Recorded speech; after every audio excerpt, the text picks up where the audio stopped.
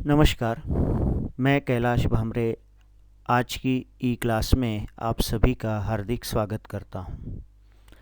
आज हम पढ़ेंगे कक्षा 12वीं की आरोह भाग 2 इस पाठ्य पुस्तक में संकलित पाठ पहलवान की ढोलक।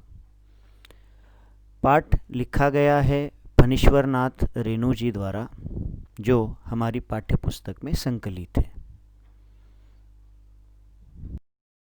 कहानी पढ़ने से पूर्व हम लेखक परिचय जान लेते हैं। फणीश्वर नाथ रेणु, जिनका जन्म 4 मार्च 1921 औराही हिंगना बिहार में यह गांव स्थित है, प्रदेश कस्बा, जो उस समय पूर्णिया जिले में आता था। आजकल उसके विभाजन के कारण अररिया जिले में आता है। प्रमुख रचनाओं में मैला आंचल, परती परिकथा, दीर्घतपा, जुलूस, कितने चौराहे ये उनके उपन्यास साहित्य हैं। ठुमरी, अग्निखोर, आदिम, रात्रि की महक, एक श्रावणी दोपहरी की धूप ये उनके कहानी संग्रह। ऋण जल, धन जल, वन तुलसी की गंध, श्रुत अश्रुत पूर्व ये उनके संस्मरण। नेपाली क्रांति कथा उनका रिपोर्टाज लेखन है। रिपोर्टाज गद्य लेखन की एक शैली जो रिपोर्ट की तरह लिखी जाती है, तथा रेणु रचनावली के नाम से 5 खंडों में समग्र रूप से उनका साहित्य भी प्रकाशित हुआ है। रेणु जी का निधन 11 अप्रैल सन 1977 में पटना में हुआ। यहाँ पर मैला आंचल की बात मैं करना चाहूँगा।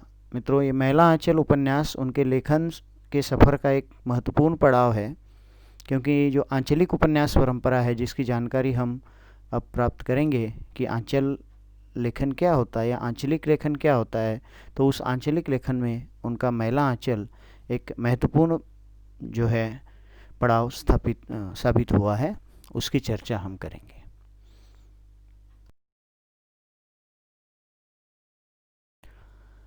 हाँ, तो आंचलिक शब्द या आंचलिक उपन्यास की मैं आपसे बात कर रहा था कि आंचल जो शब्द है, आंचल और उसमें इक प्रत्यय लगने से बना हुआ शब्द है आंचलिक।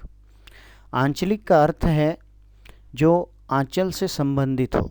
वैसे अंचल इस शब्द का अगर सांस्कृतिक विशिष्ट अर्थ के रूप में उसका देखा जाए, अलग अलग अर्थ उसके हैं। जैसे आंचल साड़ी का छोर भी होता है, पल्लू का अर्थ भी होता है। हिंदी में आंचल का सीधा सा और स्पष्ट अर्थ है कि जनपद या क्षेत्र जो अपने में एक पूर्ण भौगोलिक इकाई होती है। यानी आंचल का मतलब है क्षेत्र, आंचल का मतलब है साड़ी का कोई छोर, आंचल का मतलब है पल्ला। आंचल, तो यहाँ पर जो आंचलिक शब्द हम देख रहे हैं वो किसी क्षेत्र विशेष से संबंधित है। तो आंचलिक उपन्यास या आंचलिक कहानी की जब बात की जाती है तो उस आंचल विशेष के अपने रीति रिवाज, उसके सुख दुख, उसकी जीवन जीने की पद्धति, उसकी परंपराएं, उसकी मान्यताएं, उनमें वहाँ जो जीवन गतिशील होता है, उन सभी का चित्रण जब लेखन में होता है, कहानियों में होता है, उपन्यास में होता है, वहाँ की जड़ चेतन जीवन शैली का वर्णन शक्ति और सीमा के साथ साथ किसी लेखन में उपस्थित होता है, तो वो आंचलिक लेखन कहलाता है। तो आंचलिक उपन्यास या आंचलिक कथा साहित्य उस आंचल क्षेत्र से उस आंचल विशेष से संबंधित होते हैं। आंचलिक उपन्यास एक सीमित अंचल या क्षेत्र विशेष के सर्वांगीण जीवन को, जिसमें वहाँ के साधारण असाधारण विवरण, परिचित अपरिचित भूमियों का उद्घाटन, विविध छवियों का अंकन आदि निहित होता है, वस्तुमुखी दृष्टि से रूपायित करता है तथा इसमें रचनाशीलता का एक नया आग्रह होता है। लोकमानस जो है इसमें स्पष्ट होता है, लोकधर्मी भाषा होती है, बोलियाँ उपबोलियाँ, वहाँ की जो भाषा भंगिमा होती है, लेखन करने वाला जो रचनाकार होता है वो इस बात का ध्यान रखता है कि वहाँ की सांस्कृतिक गरिमा को किसी भी प्रकार की ठेस न पहुँचे। वहाँ के शब्द, वहाँ के रीति रिवाज, वहाँ की बोलने की शैली, वो सब जो है ठीक उसी तरह से अपने लेखन में प्रस्तुत करने की कोशिश रचनाकार की होती है। अतः ये कहना उचित है कि आंचलिक उपन्यासकारों ने अनुभवहीन सामान्य विराट के पीछे न दौड़कर अनुभव की सीमा में आने वाले आंचल विशेष को उपन्यास का क्षेत्र बनाया, यानी जिसका अनुभव किया जा सकता है। अब यहाँ पर मैं मैला आंचल की चर्चा आप लोगों से करना चाहूँगा। रेणु जी की कहानी हम पढ़ रहे हैं और रेणु जी का परिचय मैला आंचल के बिना पूर्ण नहीं हो सकता। मैला आंचल एक ऐसा उपन्यास है जिसका कहानी क्षेत्र या कथानक क्षेत्र जो है, जो आंचल है, वो बिहार का पूर्णिया जिला है। स्वाभाविक है कि जन्मस्थान उनका पूर्णिया जिला है और उसके आसपास के आंचल को उन्होंने अपने इस उपन्यास में चित्रित करने की कोशिश की। वहाँ की समस्याएं, वहाँ की उपलब्धियाँ, वहाँ की लोगों की रोज़मर्रा के जीवन जीते हुए जो जो कठिनाइयाँ उनकी आ रही हैं, वहाँ की लोक धारणाएँ, इन सभी का चित्रण उसमें है। अगर आपको मौका मिलता है तो मैं आपको कहूँगा कि आप ज़रूर मैला आंचल को एक बार पढ़ें कि कैसे किस तरह गाँव की जो सजीव जीवन पद्धति है और साथ में किस प्रकार नए नए क्षेत्र या नए नए विकास के मार्ग गांव तक न पहुंचने के कारण कैसे गांव पीछे रह गए, कैसे वहाँ चिकित्सा सुविधा उपलब्ध नहीं होती है, कैसे लोगों का सोचने का तरीका संकुचित होता है तो कहीं उदार होता है।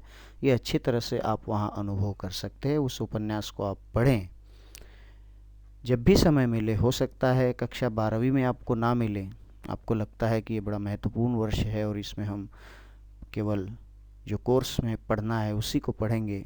कोई बात नहीं, आप बाद में पढ़िए, जब भी मौका मिले तब पढ़िए, लेकिन पढ़िए आप उस आंचल विशेष से, या आंचलिक उपन्यास क्या होता है ये जानने के लिए आप उस उपन्यास को ज़रूर पढ़ें। यहाँ पर जो कहानी है पहलवान की ढोलक परमेश्वरनाथ रेणु जी की, उनके प्रतिनिधि कहानियों में से एक महत्वपूर्ण कहानी है पहलवान की ढोलक। ये कहानी भी आंचल विशेष की जो संस्कृति है उसको अभिव्यक्त करती है और साथ ही साथ एक कथाकार के रूप में रेणु जी की विशेषताओं को अभिव्यक्त करती है।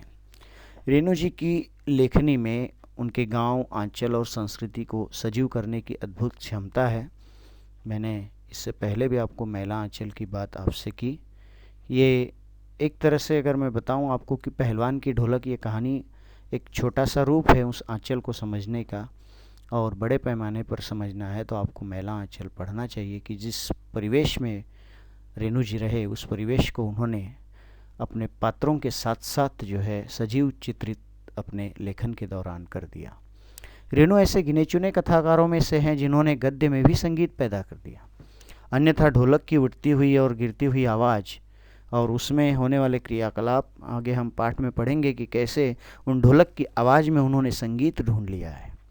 इन विशेषताओं के कारण रेणु की यह कहानी व्यवस्था के बदलने के साथ साथ लोक कला और कलाकार के अप्रासंगिक हो जाने की कहानी है, उस पीड़ा को यहाँ बयां करती है। राजा साहब की जगह जब राजकुमार ले लेता है तो सारी व्यवस्था मानो पलट जाती है और उस पर सभ्यता के नाम पर एकदम नई व्यवस्था का आरोपित हो जाने का प्रतीक है ये राजसत्ता का परिवर्तन। ये भारत पर इंडिया के छा जाने की समस्या है जो लुट्टन पहलवान को लोक कलाकार के आसन से उठाकर पेट भरने के लिए हाय तौबा करने वाली निरीहता की भूमि पर पटक देता है। ऐसी स्थिति में गांव की गरीबी पहलवानी जैसे शौक कैसे पाल सकती है। गांव के बच्चों को पहलवानी सिखाना चाहता था पहलवान, उससे अपनी रोजी रोटी चलाना चाहता था, लेकिन जिनको खाने के लिए कुछ है नहीं वो पहलवानी का शौक क्या करेंगे। फिर भी पहलवान ढोल के बोल में अपने आप को न सिर्फ जिलाए रखता है बल्कि भूख और महामारी से दम तोड़ रहे गांव को मौत से लड़ने की ताकत भी देता रहता है। कहानी के अंत में भूख महामारी की चपेट में आए मौत के षड्यंत्र जब अजय लुट्टन पर भरी पूरी पहलवानी को फटे ढोल की पोल में बदल देते हैं तो इस त्रासदी में लुट्टन हमारे सामने कई सवाल छोड़ जाता है। वो पोल पुराने व्यवस्था की है या नई व्यवस्था की? क्या पुरानी व्यवस्था में कोई दोष था? नई व्यवस्था ने उसको बेरोजगार कर दिया था? क्या कला की प्रासंगिकता व्यवस्था की मुखापेक्षी है? क्या व्यवस्था बदलने से कला व्यर्थ हो जाती हैं या अस्तित्वहीन हो जाती हैं, अथवा उसका कोई स्वतंत्र मूल्य होता है जो व्यवस्था के निरपेक्ष होना चाहिए?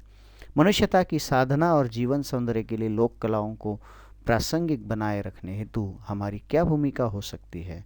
निश्चय ही ऐसे कई सारे सवाल ये पाठ हमारे मन में छोड़ जाता है। तो आइए इस कहानी का विस्तार से अध्ययन करते हैं।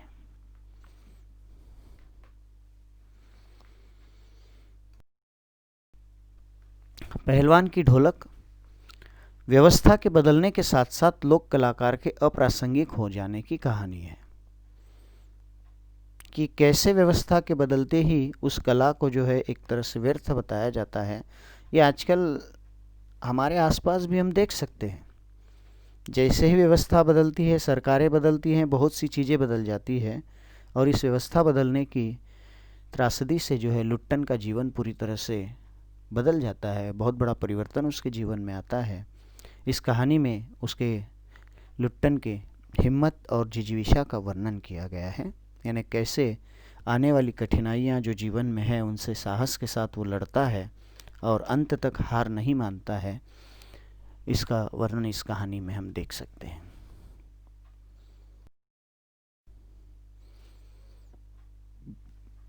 व्यवस्था की पोल खोलने वाली ये कहानी है। कुछ समस्याएं जो इस कहानी में उभर कर आती हैं, जैसे व्यवस्था के कारण लोगों के जीवन में आने वाला बदलाव, लोक कलाओं के लुप्त होने की ओर संकेत। कई ऐसी कलाएं हैं जो आज बदलते परिवेश में जिनको हम स्वीकार नहीं कर पाते हैं, स्वीकार नहीं रहे हैं, या फिर सरकार के द्वारा उनको पनाह नहीं दी जाती और जिसके कारण वो लुप्त होती चली जा रही हैं। कलाओं की बात दूर है, बच्चों के जो छोटे छोटे खेल जो शारीरिक व्यायाम के थे, शारीरिक विकास में सहायक होते थे, मैदान पर खेले जाते थे, उन खेलों में भी बहुत कमी आ गई है। आजकल तो आप लोग मोबाइल पर वीडियो गेम और ये खेलते हैं, तो कहाँ से उन अलग अलग प्रकार के खेल के लिए आपके पास समय है। पुरानी व्यवस्था पर नई व्यवस्था का आरोप हो जाने का यहाँ पर चित्रांकन किया गया है। अब यहाँ पर देखिए, हम बहुत बड़ा उदाहरण यहाँ दे सकते हैं कि क्रिकेट की बात हम यहाँ कर सकते हैं कि कैसे क्रिकेट जो है हमारे देश में एक जुनून जो है क्रिकेट के संदर्भ में छाया हुआ है, लेकिन हमारा जो राष्ट्रीय खेल है हॉकी के प्रति उतना जो समर्पण है, उतना प्रेम है, तुलनात्मक दृष्टि से देखा जाए। मेरा ये नहीं कहना कि हम हॉकी से प्रेम नहीं करते हैं या हॉकी के प्रति हमारा कोई आत्मीय भाव नहीं है, लेकिन तुलना अगर की जाए, अगर विश्लेषण किया जाए, तो जितनी क्रिकेट के प्रति दीवानगी है उतनी हॉकी, फुटबॉल और दूसरे जो हमारे खेल हैं, मल्लखांब जैसे पुराने खेल थे जो शारीरिक व्यायाम के प्रति बहुत महत्वपूर्ण थे, लेकिन आजकल धीरे धीरे कबड्डी जैसे खेल है, कबड्डी आजकल प्रो कबड्डी वगैरह जैसे जो कार्यक्रम आने लगे हैं, प्रतियोगिताएं आने लगी है, उसके कारण कुछ कबड्डी जैसे खेल भी होते हैं। नई पीढ़ी को ये पता चल रहा है। इस तरह का कुछ आयोजन अगर हो, इस तरह कुछ प्रोत्साहित किया जाए जो हमारे परंपरागत रूप से खेल चलते आ रहे हैं, तो निश्चित ही उनका भी अस्तित्व बना रह सकता है। और यही बात यहाँ पर बताने की कोशिश की गई है कि सरकार को चाहिए, व्यवस्था को चाहिए कि हमारे परंपरागत जो खेल है उन खेलों को भी लुप्त ना होने दें। नए खेल आते रहे, उनका स्वागत है, लेकिन नए के चक्कर में हम जो पुराने खेल हैं हमारे, जो हमारे जीवन का एक अभिन्न अंग थे प्राचीन काल से लेकर आते हुए चलते हुए, तो उनको भी हमें भूलना नहीं चाहिए। ये बात भी यहाँ पर स्पष्ट की गई है। भारत पर इंडिया के छा जाने की समस्या को प्रतीकात्मक ढंग से अभिव्यक्त किया गया है। एक केवल उदाहरण है कि कैसे कुश्ती पर घोड़ों की रेस जीत प्राप्त करती है। ठीक उसी प्रकार हर जगह ये छोटी छोटी उदाहरण हम देख सकते हैं कि जहाँ जहाँ जो गांव से होता है, ग्रामीण होता है, उसको पिछड़ा या पिछड़ेपन का उस पर एक तरह से ठप्पा लगा दिया जाता है और उसकी जगह कोई दूसरी बात जो है स्वीकार कर ली जाती है। तो ये भारत को पछाड़ कर जो है इंडिया के आगे जाने की बात है, प्रतीक रूप में यहाँ पर लेखक ने व्यक्त की है। प्राचीन लोक संस्कृति धीरे धीरे लुप्त हो रही हैं। न पहले जैसे संस्कार रहे, न संवेदनाएं रही, न समाज, न राजा, न व्यवस्था। राजनीति की ही देख लो कि राजनीति के जो सिद्धांत, जिस तरह की सोच, जिस तरह के एक तत्व निर्धारित उसूल होते थे लोगों के, आजकल कितने लोगों में हम देख पाते हैं। हमें किसी पर टीका टिप्पणी नहीं करनी है, लेकिन परिस्थितियां बदल रही है और इस बदलते हुए परिवेश की ही बात यहाँ पर लेखक करना चाहते हैं। पुराने खेलों की जगह नए नए खेल आने लगे हैं। आइए कहानी पढ़ते हैं। पहलवान की ढोलक। जाड़े का दिन, अमावस्या की रात, ठंडी और काली। मलेरिया और हैजों से पीड़ित गांव भयार्त शिशु की तरह थर थर कांप रहा था। पुरानी और उजड़ी बांस फूस की झोपड़ियों में अंधकार और सन्नाटे का सम्मिलित साम्राज्य, अंधेरा और निस्तब्धता। यहाँ पर अंधेरी रात का भीषण वर्णन कवि यहाँ करते। देखिए कि ठंड का मौसम था, जाड़े के दिन यानी ठंड का मौसम था, अमावस्या की रात थी, ठंडी और काली। मलेरिया और हैजे की महामारी आई थी। गांव इन बीमारियों से पीड़ित था। भयार्त शिशु की तरह, देखिए गांव की समानता जो है यहाँ, भयार्त शिशु यानी भय से थर थर कांपने वाले छोटे से बालक की तरह मानो गांव जो है काँप रहा था। पुरानी और उजड़ी बांस फूस की झोपड़ियों में अंधकार और सन्नाटा दोनों सम्मिलित रूप से उनका साम्राज्य छाया हुआ था। चारों ओर अंधेरा था, निस्तब्धता था। निस्तब्धता यानी मौन, शांत पूरी, और चारों ओर पूरी शांति है। शांति का अर्थ है सन्नाटा यहाँ पर, जो भय से ग्रसित था। अंधेरी रात चुपचाप आंसू बहा रही थी। निस्तब्धता करुण सिसकियां और आहों को बलपूर्वक अपने हृदय में ही दबाने की चेष्टा कर रही थी। आकाश में तारे चमक रहे थे। पृथ्वी पर कहीं प्रकाश का नाम नहीं। आकाश से टूटकर यदि कोई भावुक तारा पृथ्वी पर जाना भी चाहता तो उसकी ज्योति और शक्ति रास्ते में ही शेष हो जाती थी। अन्य तारे उसकी भावुकता अथवा असफलता पर खिलखिलाकर हंस पड़ते थे। अंधेरी रात चुपचाप आंसू बहा रही थी। रात का मानवीकरण है कि मानो इतना भय था, इतनी डरावनी वो रात थी कि उससे रात भी जो है एक तरह से चुपके से इस गांव की दैन्य अवस्था पर, दारुण अवस्था पर जो है रो रही थी।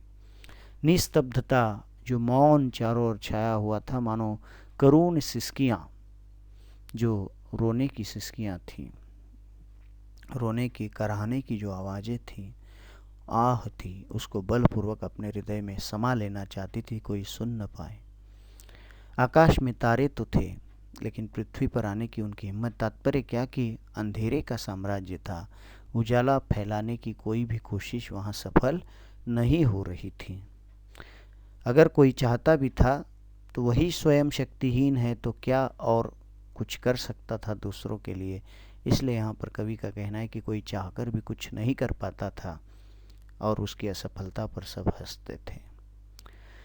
देखिए मित्रों, ये लेखन शैली का यहाँ पर महत्व हमें समझना होगा कि एक छोटी सी बात यहाँ पर है कि अगर आम तौर पर हम कहना चाहें कि गांव में महामारी फैली है और अंधेरी रात है और अंधेरी रात में लोग डरे हुए हैं, लेकिन ये देखिए कि किस तरह से एक वर्णन किया जाता है, लेखक किस तरह से उन शब्दों का चयन करता है और जिससे उस परिवेश का समा बांधने की कोशिश लेखक द्वारा होती है।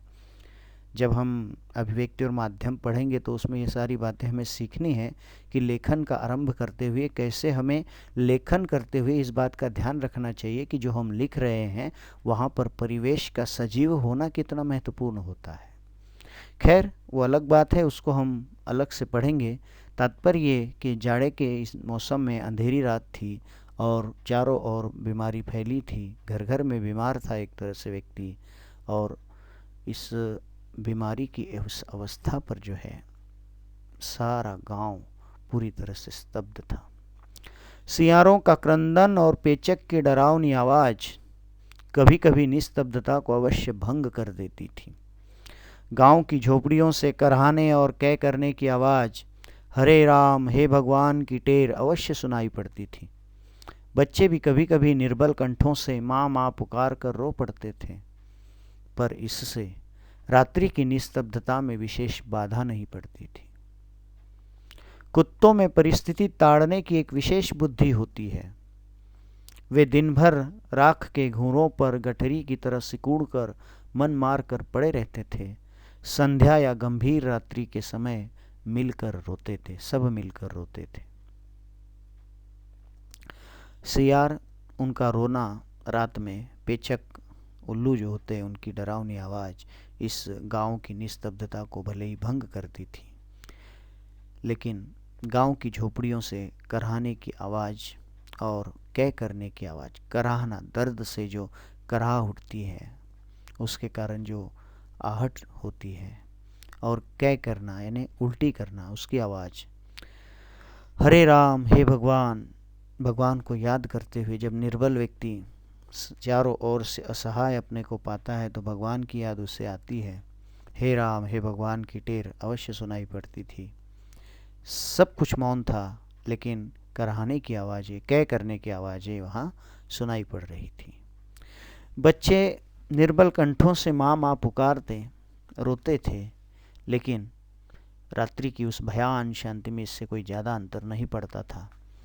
ऐसा माना जाता है कि कुत्तों को परिस्थितियों की ताड़ने की, उसको जान लेने की, पहले ही समझ जाने की ताकत होती है, ऐसा कहते हैं। देखिए, लोग धारणाएं हैं प्रचलित, पता नहीं आपके क्षेत्र में है कि नहीं। जब कुत्ते रोते हैं रात में तो कुछ बुजुर्ग लोग कहते हैं कि ये अपशकुन है। माना जाता है कि कुत्ते इसलिए रोते हैं कि वो यमदूतों को देख सकते हैं। हर क्षेत्र में अलग अलग धारणाएं हैं, कितनी सही हैं कितनी गलत है पता नहीं, हो सकता है अंधविश्वास हो, लेकिन ऐसा कहते हैं लोग कि कुत्ते जो है आने वाली स्थितियों को देखकर रोने लगते हैं, और इसलिए कवि ने उस लोक मान्यता को भी यहाँ लेखक ने जो है स्थान दिया है। रात्रि अपनी भीषणताओं के साथ चलती रहती और उसकी सारी भीषणता को ताल ठोक कर ललकारती रहती थी सिर्फ पहलवान की ढोलक। संध्या से लेकर प्रातः काल तक एक ही गति से बजती रहती, चटधा गिरधा चटधा गिरधा चटधा, यानी आजा भिड़ जा आजा भिड़ जा। बीच बीच में चटाक चढ़धा, यानी उठाकर पटक दे उठाकर पटक दे। यहाँ पर एक पहलवान है उस गांव में जो उस रात की भीषणता को, उस भयानकता को ललकारता था। पहलवान की ढोलक शाम से लेकर सुबह तक एक ही गति से बजती थी। यहाँ पर जो ढोलक की आवाज़ है, उसके जो ताल है, उन तालों के साथ कुछ सामंजस्य उसका पहलवान का बना हुआ है दांव पेंचों के रूप में, और इसलिए जब वो चढ़धा गिरधा इस तरह जो ताल चलता है ढोलक पर, उसका मतलब पहलवान के लिए होता है कि आजा भिड़ जा, और चटाक चढ़धा से उसका तात्पर्य पटक दे उठाकर पटक दे। इस तरह उसके तालमेल जो है इन दावपेचों के साथ बने हुए थे। तो ठीक है, मैं समझता हूँ कि इतना अंश आपको समझ में आया होगा। आगे बढ़ते हैं। अब ये पहलवान जो है, पहलवान कहा करता था कि उसको सारा होल इंडिया जानता है। जब कहता था लोगों से तो वो कहता था कि उसको होल इंडिया जानता है। लेखक का कहना है कि उसका ये होल इंडिया, उस होल इंडिया की सीमा एक जिले की सीमा के बराबर थी, और जिले भर के लोग उसको ज़रूर जानते होंगे। तात्पर्य कि एक पहलवान के रूप में उस क्षेत्र में पहलवान लुट्टन जो ढोलक बजाता था उसको लोग जानते थे, लेकिन जो स्वयं कहता था कि होल इंडिया, तो लेखक का कहना है कि होल इंडिया हो सकता है जिले भर की बात होगी, और जिले भर के लोग उसको निश्चित ही जानते होंगे। मित्रों, ये गांव में महामारी का ये जो चित्र आंका गया है यहाँ तक, ये उस महामारी से जैसे जो एक दारुण स्थिति गांव में उत्पन्न हुई है उसका एक सजीव चित्रण लेखक ने यहाँ पर किया है। अब ये हैजा और मलेरिया जैसी जो बीमारियाँ फैली थी, पहले चिकित्सा की सुविधाएं नहीं होती थी, और इसलिए जब कोई गांव में बीमारी आती थी तो एक के बाद एक घर में वो बीमारी पहुंचती थी और घर घर से लाशें उठती थी। अब महामारी क्या होती है ये समझाना बड़ा मुश्किल हो जाता था कई बार आज के समय में, लेकिन इस कोविड के प्रकोप ने कम से कम एक कुछ अंदेशा जो है, आप लोग इस महामारी का अर्थ अच्छी तरह से अब समझने लगे हो, इसमें कोई शक नहीं कि जैसे जब कोई उपाय ही नहीं होता है तो कैसे हम पूरी तरह से निष्प्रभ हो जाते हैं। और बस यहाँ आजकल आधुनिक चिकित्सा के साधन हमारे पास है, और इसलिए बहुत बहुत हद तक हम सुरक्षित हैं। मान लीजिए उस दौर में कल्पना कीजिए आपकी आज से लगभग 60, 70, 80, 90 साल पूर्व गाँवों की स्थिति क्या होगी। शहरों की तो होगी ही होगी, लेकिन उससे भी भयानक गाँवों की स्थिति होगी। और वहाँ पर जब कोई महामारी फैलती होगी तो उस महामारी में लोगों की, ऐसा कहा जाता है बुजुर्ग लोग कहते हैं कि जब महामारी ऐसे आती थी तो गांव के गांव उजड़ जाते थे, सारे गांव के लोग एक तरह से मारे जाते थे, कुछ थोड़े बहुत बचते थे दूसरे गांव में चले जाते थे और पूरा गांव, उस गांव का पूरा अस्तित्व जो है नष्ट हो जाता था। तो ठीक है, महाभारत महामारी का चित्रण और उस महामारी को एक हिम्मत के साथ ललकारने वाला हमारा पहलवान और पहलवान की ढोलक। अब इस पहलवान के परिचय की ओर लेखक यहाँ पर रुक करते हैं। कहानी अब फ्लैशबैक में जाती है एक तरह से कि लुट्टन के परिचय की बात लेखक करते हैं, लुट्टन का परिचय यहाँ पर अभिव्यक्त करते हैं। लुट्टन के माता पिता उसे 9 वर्ष की उम्र में ही अनाथ बनाकर चल बसे थे। सौभाग्यवश शादी हो चुकी थी, वरना वो भी माँ बाप का अनुसरण करता। विधवा सास ने पाल पोस कर बड़ा किया। बचपन में वो गाय चराता, धारोष्ण दूध पीता और कसरत किया करता था। गांव के लोग उसकी सास को तरह तरह की तकलीफ दिया करते थे। लुट्टन के सिर पर कसरत की धुन लोगों से बदला लेने के लिए ही सवार हुई थी। नियमित कसरत ने किशोरावस्था में ही उसके सीने और बाहों को सुडौल तथा मांसल बना दिया था। जवानी में कदम रखते ही वो गांव में सबसे अच्छा पहलवान समझा जाने लगा। लोग उससे डरने लगे और वो दोनों हाथों को दोनों ओर 45 डिग्री में फैलाकर पहलवानों की भांति हाथ फैलाकर चलने लगा था और कुश्ती भी लड़ता था। तो ये पहलवान के बचपन से ये कहानी अब यहाँ शुरू होती है कि माता पिता उसके, जब उसकी उम्र 9 वर्ष की थी तभी उनका निधन हो गया, देहांत हो गया, अनाथ था। लेकिन किस्मत की बात थी कि उसकी शादी हो चुकी थी। पहले बचपन में ही शादियां हो जाती थी, बाल विवाह का प्रचलन था और उसकी किस्मत अच्छी थी कि शादी हो गई थी और इसलिए उसकी विधवा सास ने पाल पोस कर उसको बड़ा किया। अगर शादी नहीं हुई होती तो हो सकता है कि माँ बाप के साथ साथ एक दिन उसके भी जीवन का अंत हो जाता, क्योंकि कोई पाल पोस कर बड़ा करने वाला नहीं रहता। लेकिन सास ने उसे बड़ा किया। बचपन में गाय चराता था, धारोष्ण दूध पीता था, कसरत करता था और कसरत के कारण अच्छी तरह से उसके शरीर के विकास में वो सहायक भी होती थी।